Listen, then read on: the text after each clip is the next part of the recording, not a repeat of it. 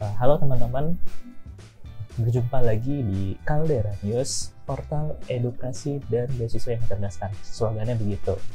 Nah, di kesempatan kali ini, buat para pelajar yang masih sekolah di rumah, tetap semangat, jaga kesehatannya, tetap patuhi protokol 3M, jangan lupa. Yang belum vaksin, jangan lupa vaksin. Yang sudah vaksin, tetap patuhi juga protokolnya, meskipun PPKM bulan-bulan ini masih agak bimbang ya, diperlonggar atau diperketat lagi menunggu keputusan presiden. Jadi ya tetap jaga diri masing-masing, karena jangan sampai kalian yang melakukan, orang lain yang menuai. Tuh. Nah, berhubung masih dalam tahun-tahun ajaran baru ya, kita dapat satu interviewer lagi nih yang sudah mendapatkan beasiswa ya. Ini gokil banget sih, dari SMA lanjut S1-nya nggak di Indonesia tapi di Singapura loh, dengan macam beasiswa lagi, full lagi, kan gokil. Ini boleh langsung kita kenal sama Kak Vanisia. Halo Kak Vanisia. Halo semuanya. Halo. Jadi nama saya Vanisia, terus dapat beasiswa ASEAN Undergraduate Scholarship, itu beasiswa full di NTU. Oke, jadi salam kenal. Halo. Salam kenal dan selamat juga sudah diterima sebagai mahasiswa di NTU dengan bantuan beasiswa ASEAN Scholarship. Ya, makasih Pak. Terima kasih. Aku masih Semangat muda juga loh. buat teman-teman. Aku masih muda loh, jadi panggil Bapak. Oh, oke. Jadi panggilnya Panggilnya gimana? Kak aja kali, ngapa-ngapa. Panggil Kak. Oke. Betul.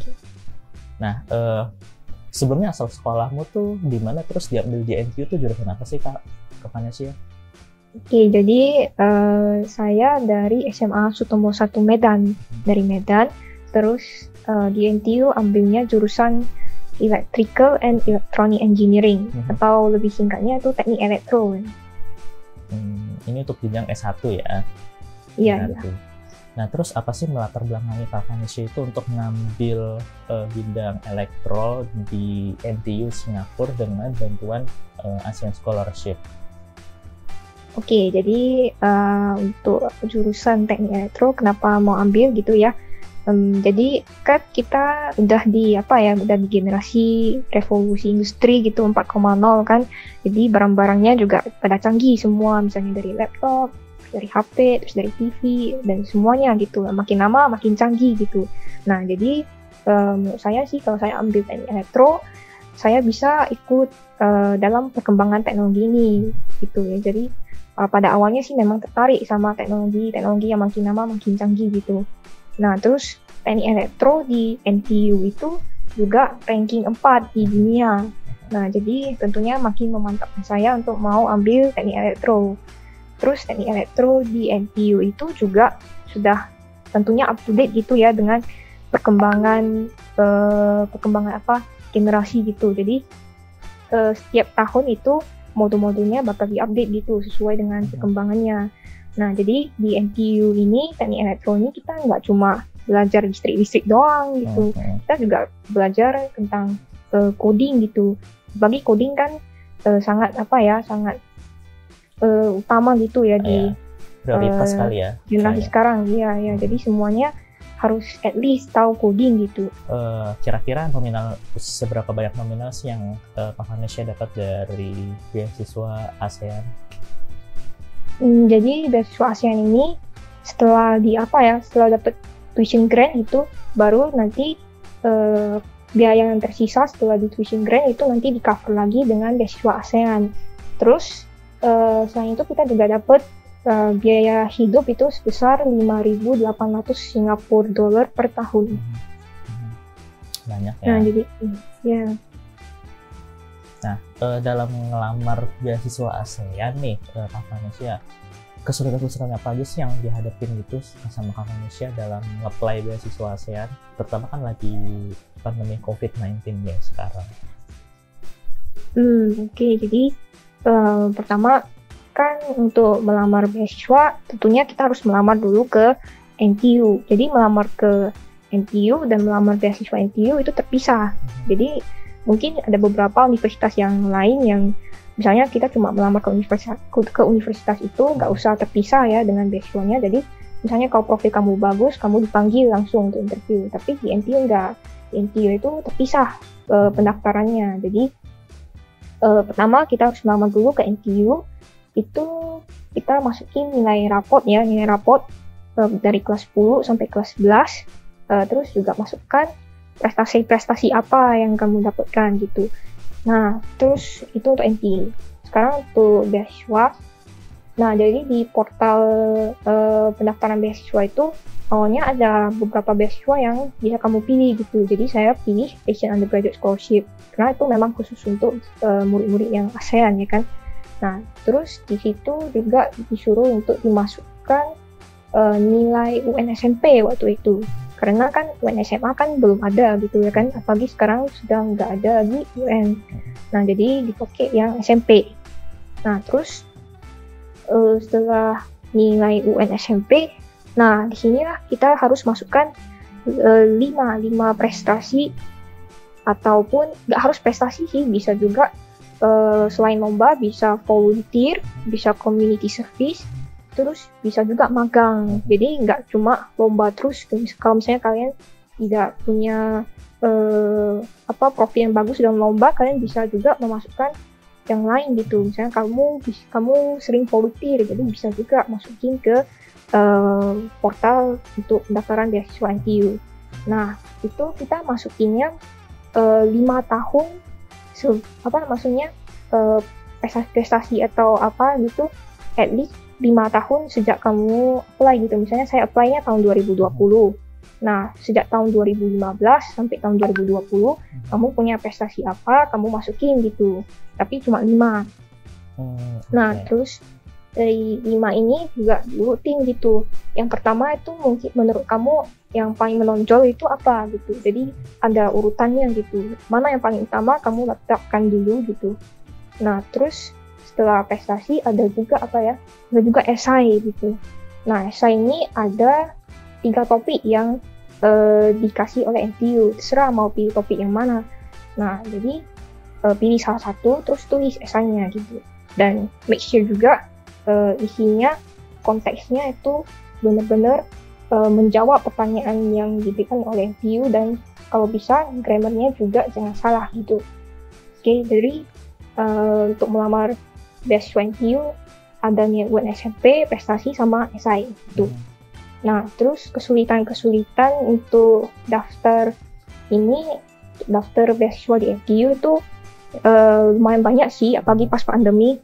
Nah, jadi pertama itu tentunya mau ambil raport sekolah gitu kan harus ke sekolah.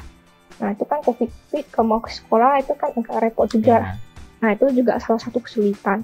Nah, terus yang kedua, karena kan pada masa-masa COVID kayak gini kan kita jadi kalau online itu kita nggak bisa dapat informasi yang to date gitu. Saya kayak kita di sekolah kan bisa aja senior bisa kasih tahu gitu kan, pas ketemu senior di sekolah atau misalnya pas teman-teman bisa kayak kasih tahu ini nih ada kalau misalnya mau daftar ke NTU nih harus kayak gini. Nah, jadi itu juga kurang informasi pada waktu itu. Nah, terus untungnya saya ada ikut webinar dari Waldorf College waktu itu. Nah, jadi webinar itu menjelaskan persyaratan apa aja yang dibutuhkan untuk apply ke NTU. Nah, pada saat itu sekitar tahun lalu, jadi sekitar saya baru mulai kelas 12. Nah, itu beneran chaos sekali, beneran pusing banget, banyak sekali persyaratannya, baru tahu, terus deadline-nya juga tinggal 6 bulan lagi. Semuanya itu, teman-teman semuanya itu sudah pada prepare gitu, sejak kelas 11, sejak kelas 10 bahkan. Nah, jadi saya ada merasa agak ketinggalan gitu. Nah, jadi persyaratan-persyaratannya ada yang bilang harus ambil SAT, IELTS atau TOEFL gitu. Nah, jadi 3 ini walaupun memang tidak diharuskan untuk mengambil 3 ini untuk ke NTU, tapi kalau kalian punya itu bakal jadi point plus gitu. Ya kan, karena di NTU itu ada yang namanya Qualifying English Test. Qualifying English Test itu pada setiap awal semester itu diadakan gitu oleh NTU. Nah, jika kalian tidak punya IELTS atau TOEFL atau SAT, atau misalnya kalian punya nilai IELTS atau SAT tapi nilainya tidak mencukupi, maka kalian harus ambil tes ini. Nah, dan tes ini pasti bakalan susah gitu, karena kan udah level universitas, ya kan? Nah, jadi pas saat itu saya belum prepare sama sekali buat IELTS, TOEFL, sama SAT.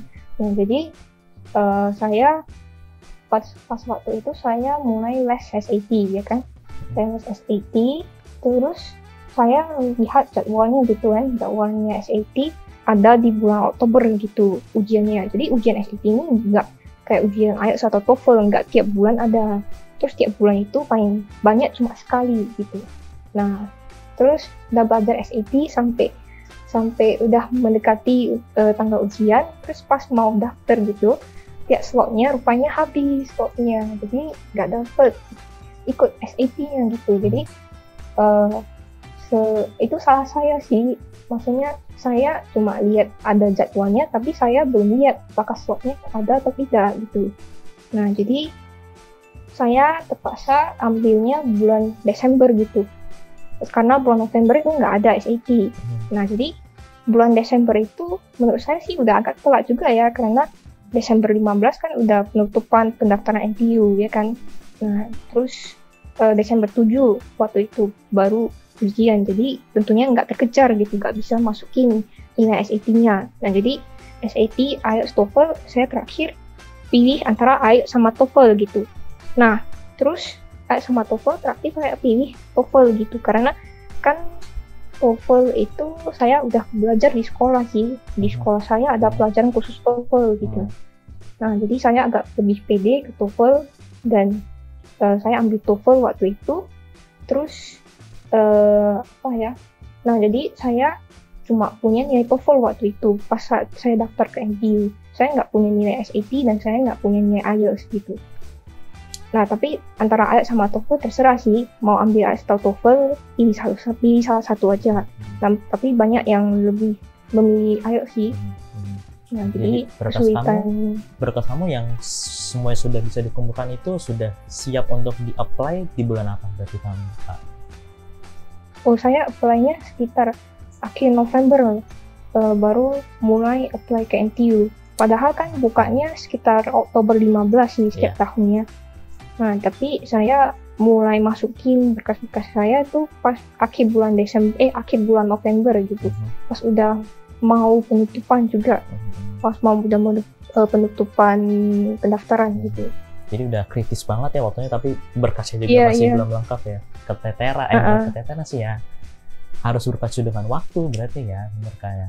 Iya, apalagi pas belajar buat SAT sama TOEFL itu udah belajar SAT gitu, udah les, terus ternyata nggak ada gitu ujiannya, nggak jadi ujian, terus malah ambilnya TOEFL gitu, nggak les TOEFL lagi. Nah, jadi ya begitulah kesulitannya pas di pandemi ini, kurang informasi sih. Jadi dan kesulitan yang paling utama itu dari Kak Vanessa itu kurang informasi ketika lagi pandemi kayak gini ya. Lebih enak kalau misalnya ketemu langsung sama teman atau sama senior yang bisa tukar informasi secara langsung. Iya, betul. Terus jadi saya sih juga agak nyesel sih nggak prepare dari kelas 11 gitu at least, karena kelas 12 kalau kalian mulai apply prepare pas kelas 12 itu beneran sibuk sekali, jadi nggak bakal sempat untuk ikut semuanya gitu. Jadi time manajemennya harus sedemikian ketat untuk menyusul yang lain udah prepare dari kelas 11 berarti ya manusia ya. Iya, betul. Ya, ini tapi akhirnya tetap bisa lolos. Iya, untungnya akhirnya tetap bisa gitu. Mantap sekali Kak Vanessa. Nah, terus kan tadi kan Vanessa ngomong ada kegiatan-kegiatan di luar di kegiatan organisasi atau kegiatan volunteering yang harus dimasukkan pada saat Kak Vanessa ngelamar beasiswa ASEAN ya. Nah, itu iya betul. Sebenarnya kegiatan gimana sih Kak aktivitas Kak Vanessa selama di sekolah, terus juga apa aja sih sebenarnya yang bisa menunjang aktivitas di sekolah atau di luar sekolah yang bisa menunjang untuk bisa ngelamar beasiswa ASEAN. Jadi di sekolah itu sebenarnya saya juga ikut olimpiade gitu. Jadi saya ikut olimpiade matematika pas saat saya sekolah gitu. Jadi di sekolah saya itu balance gitu ya, nggak cuma melulu fokus ke olimpiade gitu kan. Kadang kan banyak kan orang yang mereka terlalu fokus ke olimpiade, jadinya pelajaran di sekolah itu mereka nggak peduli gitu. Tapi saya nggak, saya itu balance 50% 50% gitu, dua-duanya harus bagus. Nah jadi nilai sekolah saya cukup bagus, terus terus olimpiade saya juga lumayan lumayan bagus juga hasilnya, karena saya itu juga dapat medali perunggu sih di KSN matematika. Nah jadi kalau bisa sih balance gitu, jangan cuma fokus ke salah satu sisi aja. Nah terus ya sih mungkin kegiatan olimpiade saya sih yang bisa mengantarkan saya untuk dapat beasiswa. Nah terus yang saya nggak gitu fokus itu, dan yang saya sekarang agak nyesel juga, saya itu kurang ikut organisasi gitu pas di sekolah, karena kan saya kan udah ikut olim gitu, jadinya lupa sama organisasi, jadinya nggak punya experience gitu. Nanti kan pasti tanya kalian punya experience di organisasi gitu, nah itu bakal harus mikir otak lagi gitu kan, untuk gimana menjawabnya. Jadi sebisa mungkin sih kalau di sekolah nggak cuma fokus ke sekolah, nggak cuma fokus ke olim, tapi ya kalau bisa kalian juga ikut gitu organisasi-organisasi gitu. Biar semuanya tercover dengan baik ya. Iya, biar balance semuanya. Jadi nggak cuma akademis doang, tapi memang akademisnya ada. Nih ngomong-ngomong kegiatan di sekolah kan udah Kak. Nah, Kak Vanessa itu ngikutin bilangnya apa ya? Ngikutin pendidikan non formal nggak, kayak les atau bimbel gitu untuk menunjang sekolahnya Kak, atau buat menunjang nilai-nilai yang jadi target Kak Vanessa selama di sekolah? Oh jadi untuk les-les gitu, kalau les mafia sih enggak ya. Saya enggak les mafia gitu, tapi masuk NQ itu saya ada ikut les di Wardell College. Nah jadi karena Wardell College itu udah terkenal dengan siswa-siswanya yang udah banyak ke NQ dan dapat beasiswa juga. Nah jadi di Wardell College itu lumayan bagus, cara pengajarannya juga kita ditekankan konsepnya gitu. Nah jadi kalau kita udah ngerti konsepnya bakal pas latihan soalnya itu bakal enak gitu. Jadi nggak cuma hafal rumus gitu. Terus kita juga dikasih intensif gitu, apalagi pas udah makin mendekati hari H ujian, kita setiap hari itu dilatih, setiap hari kasih latihan soal, terus ada meeting, terus kita kerjakan soalnya gitu. Jadi semakin banyak kita melatih soal itu semakin mantap persiapan kita untuk ke ujian NTU gitu. Digempur terus ya sama soal-soal biar terbiasa. Iya betul biar biasa. Terus soal-soalnya juga soal yang berkualitas gitu. Jadi kita pas ikut ujian masuk NTU, kita udah bisa soalnya, walaupun soalnya susah, tapi kita udah terbiasa sama soal-soal yang susah gitu. Jadi kerangka pikirnya sudah terbentuk ya, ketika menganalisis soal. Iya betul. Ya, cakep. Buat teman-teman yang lain nih, Kak Vanessa yang mau ikut menjadi Kak Vanessa ngelamar beasiswa ASEAN dan kuliah di NTU, ada gak sih kunci suksesnya lah buat ngikutin jejak sama kayak Kak Vanessa ya? Apalagi pandemi kayak gini kan susah, semua serba susah, kayak tadi Kak Vanessa susah buat ketemu teman, buat cari informasi secara langsung, itu gimana Kak tipsnya? Jadi menurut saya sih apalagi pas pandemi gini ya, jadi kalian harus bisa mungkin cari informasi. Kalau bisa, misalnya kalian yang baru kelas 11 gitu, atau bahkan kelas 10 gitu juga bisa sudah mulai gitu cari informasi, jangan tunggu sampai kelas 12 nanti udah telat gitu. Nah terus persiapkan jauh-jauh hari, terus tetap fokus ke pelajaran sekolah. Nah kalau bisa pelajaran sekolah kalian rata-ratanya bagus, 90 plus gitu.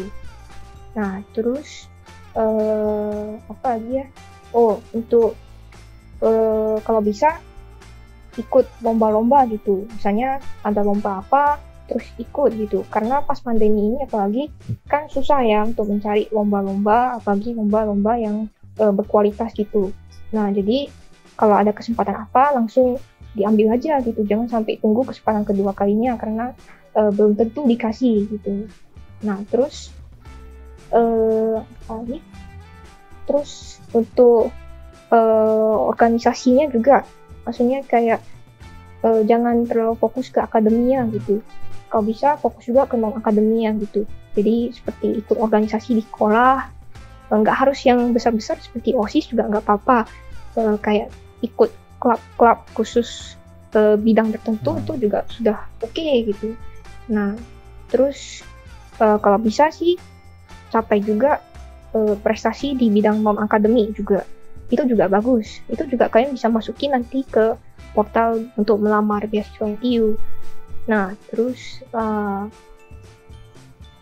oh ya, yang ini yang paling penting adalah persiapkan sematang mungkin untuk ikut ujian masuknya NTU, namanya University Entrance Examination, itu UEE. Karena itulah yang paling penting.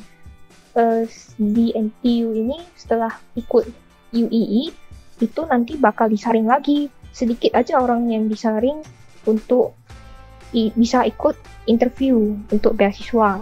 Nah, jadi di tes masuk ini kalian harus bisa sebisa mungkin lakukan yang terbaik dan tentunya harus juga jaga kesehatan supaya nggak drop pas ujian. Karena kalau sekali drop kan udah susah ya untuk konsentrasi gitu. Nah, terus juga pas interviewnya beasiswa itu kalau bisa sih persiapkan juga jauh-jauh hari ya. Waktu itu saya dapat email untuk beasiswa, untuk interview beasiswa itu sekitar 1 minggu sebelum hari H-nya. Jadi pas itu saya udah persiapkan matang-matang gitu untuk interviewnya beasiswa NTU.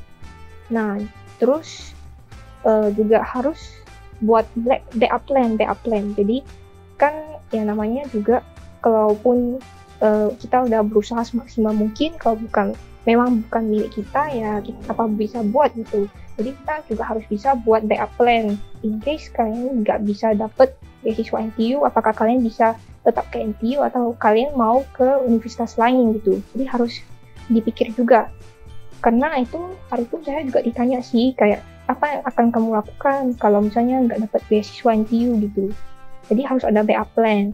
Nah, terus ya berdoa juga supaya bisa memberikan hasil yang terbaik gitu. Dan ya harusnya itu aja sih dari saya, tips-tips untuk mendapatkan beasiswa di NTU. Karena Kak Vanessa ternyata menyiapkannya di waktu yang sangat tepat, sangat dekat dengan deadline, jadinya banyak tips yang diberikan ya dari belajar dari pengalaman ya. Iya, benar-benar. Jadi kalau bisa sih jangan sebisa mungkin persiapkan jauh-jauh hari. Itu yang paling penting sih menurut saya. Jangan sampai kebut gitu. Nanti kalau kebut itu nggak bisa kasih hasil yang maksimal menurut saya. Benar. Harus berjuang habis-habis. Ya, jadi effortnya kurang karena dipacu sama waktu. Jadi harus makin effort lagi, terus harus jaga kesehatan juga. Itu susah waktu itu. Betul. Sampai malam-malam, terus harus jaga kesehatan lagi. Nah, itu kan susah ya. Jadi kalau bisa sih persiapkan selama mungkin gitu. Benar. Ini pertanyaan terakhir Kak Vanessa. Setelah Kak Vanessa lulus nih dari NTU, apa yang mau dilakukan setelah lulus nanti sama Kak Vanessa? Jadi setelah lulus, jadi gini, ini kan untuk dapat beasiswa ASEAN nih juga ada kontrak kerja 3 tahun di Singapura gitu ya kan. Nah, jadi tentu saja ini plan saya sekarang sih, tapi saya nggak tahu akan berubah atau tidak. Nah, jadi setelah lulus S1 itu mungkin saya bisa kerja dulu di Singapura untuk memenuhi kontrak kerjanya, terus mungkin saya bisa ambil S2 lagi atau sampai S3, saya tidak tahu. Nah, akan tetapi pada akhirnya saya mau balik ke Indonesia untuk untuk membantu mengembangkan Indonesia dari apa yang saya peroleh dari pendidikan saya di luar negeri gitu. Cakep. Jadi mencari pengalaman dulu selama 3 tahun ya, meskipun karena sudah jadi kontrak untuk mengabdi 3 tahun di Singapura ya. Tapi pengalaman kerja itu tentu saja sangat penting gitu. Betul. Karena dengan pengalaman kerja kita jadi tambah pengalaman. Betul. Jadi memperkaya ilmu iya, pengalaman organisasi juga iya, koneksi juga pasti kan ada 3 tahun di sana ya. Iya betul. Pasti sangat membantu ya.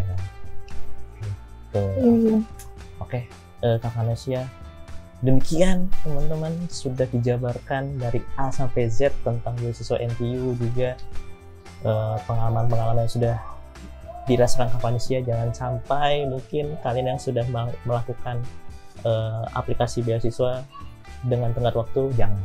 Seperti kata Kak Vanessa, dipersiapkan dulu jauh-jauh hari biar kalian nggak begadang, nggak mepet ngerjainnya ya. Gitu. Iya, jangan buang waktu istilahnya. Kalau misalnya kalian saat ini dengar ini, kalian sudah bisa mulai dari hari ini persiapkan dengan matang gitu. Betul. Intinya dicicil lah, sedikit-sedikit yang penting berprogres. Iya, betul. Oke, terima kasih Kak Vanessa. Mungkin kalau kita bisa bertemu lagi di waktu kita bisa bersua, mungkin setelah lulus aku akan bertanya lagi nih, apa yang akan sudah Kak Vanessa lakukan? Asik. Ya, boleh. Jadi terima kasih teman-teman sudah menyaksikan interview kalian bersama Kak Vanessa. Semoga sukses Kak Vanessa. Minggu depan intake-nya ya sudah mulai kuliah di NTU. Oke, Kak Vanessa, sukses. Terima kasih banyak juga Kak.